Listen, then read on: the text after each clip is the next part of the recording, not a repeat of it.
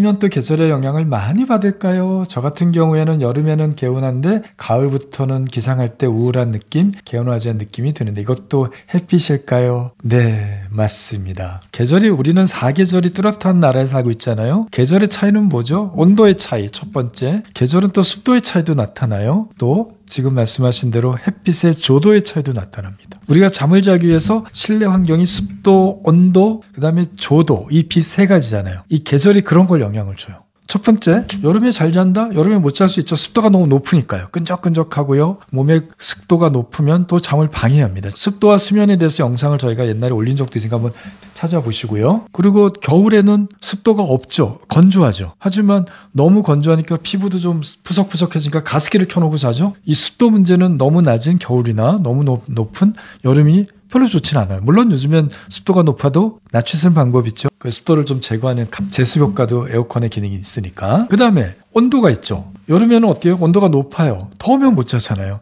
체온이 안 떨어지니까 열대야라는 게 있습니다. 겨울에는 온도가 낮아, 체온이 낮아요. 밖에 온도가 낮으니까 너무 추우면 또 우리 못 자요. 몸에 열을 내야 되니까. 그런 면에서 양극단이 안 좋죠. 세 번째 중요한 거는 빛입니다. 사실 온도, 습도는 우리가 통제할 수 있지만 빛의 통제가 쉽지가 않아요. 빛은 우리가 햇빛을 강하게 쬐야지요. 이제 봄이 되면서 여러분들이 겨울에 지난 2월달, 1월달에 낮에 햇빛을 쬐던 느낌과 봄날의 햇빛 강도가 너무너무 다르지 않아요? 대낮에 베란다나 길에서 햇빛을 느껴보면 피부에 닿는 느낌이 다릅니다. 빛의 강도가 굉장히 달라요. 이 빛은 우리의 생체 시계를 활성화시킵니다. 여러분들이 낮에 꼭 나는 밖에 별로 안 나가도 실내에 있어도 창문을 통해서 들어온 빛이 있기 때문에 밝아요. 이 빛을 쬐게 되면 여러분들이 생체 시계가 활성화돼요. 생체 시계는 각성 리듬이에요. 깨어있도록 하는, 기분을 좋게 하는 효과도 있어요. 생체 시계는 우리 몸의 근육의 활동량도 높여줘서 여러분들 운동력도 좋아요. 뇌 기능도 높여서 집중력을 높여줘요. 그리고 낮에 충분히 햇빛을 쬐으니까 밤에 멜라토닌이 더 많이 만들어져요. 잘 시간에 내가 핸드폰만 안 보면. 그러니 깊은 잠을 자게 돼요. 비가 오는 날 어떻죠? 겨울날이요. 해가 별로 없어요. 빛의 강도도 약해요. 우중충하고 기분도 우울하잖아요. 그렇죠. 겨울이 긴 북유럽에 우울증 환자가 많고 겨울에 비가 많이 오는 시애틀도 마찬가지고요. 우울증 환자가 많다고 합니다. 아마 비슷한 경험을 하신 것 같습니다. 아침에 햇빛을 안 쬐서 그렇죠. 그럼 어떻게 되죠? 인공조명을 쓰면 돼요. 과학이 발달로 좋은 인공조명들이 많이 나왔습니다. 여러분들이 여름에는 그냥 일반 햇빛 쬐고 가을이나 겨울 때 되면 마음이 우울해지는 분들이 있어요. 그걸 계절성 우울증, 시즈널 디프레션이라고 합니다. 이런 분들한테 치료가 약도 쓰는 것도 있지만 블루라이트를 강한 빛을 쬐는 노력하는 거예요. 뭐 꼭 하루 종일 쬐 필요는 없죠. 아침에 일어나서 오전에 한 30분에서 1시간, 낮에 졸리면 쬐고 오후에 한 4시나 5시 또는 저녁 먹고 한 7시, 8시 사이에 30분 정도 쬐면 그로 인해서 생체 리듬이 이렇게 되니까 이게 이렇게 높아야 되는데 이게 낮아진 거죠. 빛이 약해서요. 여기 높여주고 여기 조금 높여주고 여기 높여주고. 하지만 눈 뜨자마자 쬐거나 잠들 때 쬐면 안 되겠죠. 여름이 다가오니까 괜찮으면 해가 좀 짧아지고 강도가 약해지는 가을에는 광치로기, 요즘엔 인터넷 판매도 하고요. 저희가 판매하는 타이머 같은 거를 한번 구비했다가 써보시는 것도 기분 전환에 도움이 될 수 있습니다. 사람이 잠을 자고 깨는 것을 조절하는 생체 시계를 건강하게 만들어야지 본인은 충분한 잠을 잘 수 있습니다. 또한 건강한 생체 시계를 통해서 낮에는 집중력과 순발력 그리고 학습 능력이나 작업 능률이 높아질 수 있습니다. 이러한 생체 시계가 건강하고 작동이 잘 되도록 도와주기 위해서는 정확한 시간에 자고 정확한 시간에 깨어나는 것이 가장 중요합니다. 그리고 우리가 깨어난 다음에는 강한 햇빛을 쬐고 아주 규칙적으로 운동하고 그리고 정해진 시간에 식사를 해야지만이 깨어있는 시간 동안에 생체 시계가 활성화돼서 우리는 더욱더 집중력을 발휘할 수 있고 그 결과로 인해서 낮에 각성도가 높아지게 되고 밤에는 더 깊은 잠을 자게 됩니다. 여러분들이 잠을 잘 못 자고 중간에 깰 때 멜라토닌을 복용해서 그 도움을 받을 수 있지만 더 쉽고 경제적으로 해결할 수 있는 방법은 낮에 생체 시계를 활성화시키는 방법입니다. 생체 시계를 활성화시키기 위해서는 우리는 낮에 정해진 시간에 일어나고 정해진 시간에 자야 되고 규칙적인 햇빛을 쬐는 게 중요합니다. 햇빛, 운동, 긴장과 같은 생체 시계를 활성화시키는 자극 중에 가장 큰 자극은 바로 햇빛이고 밝은 빛입니다. 모든 가시광선은 생체 시계를 자극하지 않습니다. 빨주노초 파남보의 가장 짧은 파장인 380에서 450 나노미터의 파장이 바로 블루라이트 청색광입니다.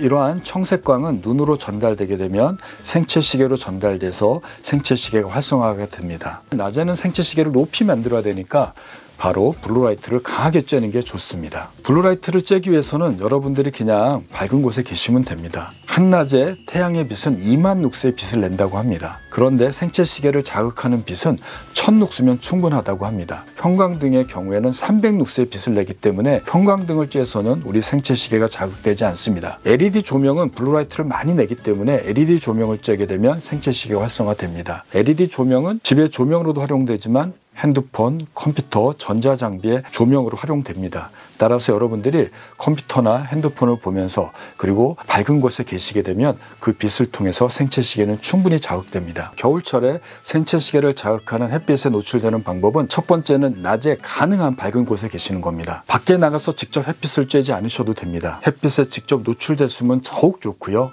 만약에 어렵다면 그늘진 곳에 계셔도 됩니다. 창문 안쪽에서 밝은 곳에서 햇빛을 등지거나 옆에 빛을 쬐면서 작업을 하시거나 음악을 듣거나 스트레칭을 하시는 걸로 충분합니다. 대개 여름에는 30분 정도의 햇빛 쬐는 거를 추천드리는데요. 겨울에는 1시간 이상 햇빛을 쬐는 것이 좋습니다. 아침 9시에서 10시, 오후 3시에서 4시 정도에 쬐시는 게 가장 좋습니다. 창문이 굉장히 두꺼운 방탄유리거나 쇼핑몰에서 사용하는 두꺼운 유리의 경우에는 자외선도 차단하지만 가시광선 중에 블루라이트도 조금 차단할 수 있습니다. 하지만 가정에서 사용하는 일반적인 창문의 경우에는 가시광선, 블루라이트를 그대로 투과하니까요. 여러분들이 실내에서 계시는 거로 충분하고 대신 밝은 곳에 오래 노출되도록 하시면 좋을 것 같습니다. 사무실에서는 빛을 반사하거나 조명을 유지하기 위해서 색깔로 된 코팅된 유리창을 사용하는 경우가 있습니다. 이런 색깔 있는 유리창은 블루라이트를 차단하는 기능이 있습니다. 따라서 실내에 계실 때는 맑은 창문 안쪽에 계시면 좋을 것 같습니다. 허리가 아프거나 이동이 어렵거나 또는 집안의 환경이나 작업 환경 때문에 햇빛을 직접 쬐기가 어려운 분들이 있습니다. 이럴 때는 실내에 LED 조명을 최대한 밝게 하시기 바랍니다. 조명으로 밝게 하기 어렵다면 LED 조명으로 되는 조명 기구가 있어요.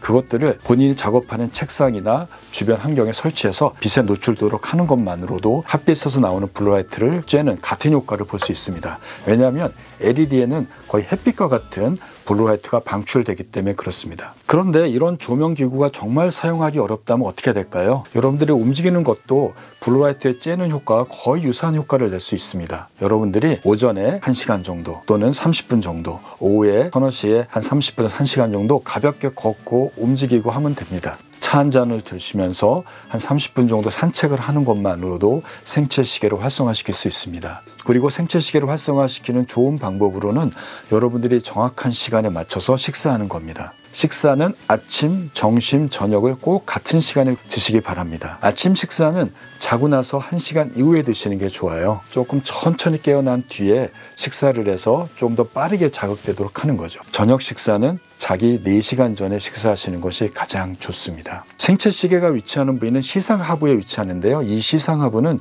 우리가 음식을 먹고 조절하고 우리 몸의 호르몬을 조절하는 중추이기도 합니다. 따라서 여러분들이 음식을 먹고 그리고 규칙적으로 움직이면 생체시계가 들어있는 시상하부가 자극이 돼서 간접적으로 생체시계를 활성화시키는 방법입니다. 밤에 잘 자기 위해서 건강기능식품을 먹고 멜라토닌을 복용하는 것도 방법일 수 있지만 낮에 생체시계를 활성화시켜서 생체시계의 기능을 높임으로써 밤에 잘 자는 방법도 있습니다. 낮이 짧고 밤이 길어지고 빛의 강도가 낮아지는 겨울철에는 여러분들이 조금 더 노력해서 밝은 곳에 계시도록 하시고 움직임을 늘려서 생체시계를 활성화시킨다면 긴 겨울밤에도 7, 8시간의 충분한 잠을 잘 수 있고 우울한 감정을 없앨 수도 있습니다. 여러분들의 꿀잠을 기원하겠습니다.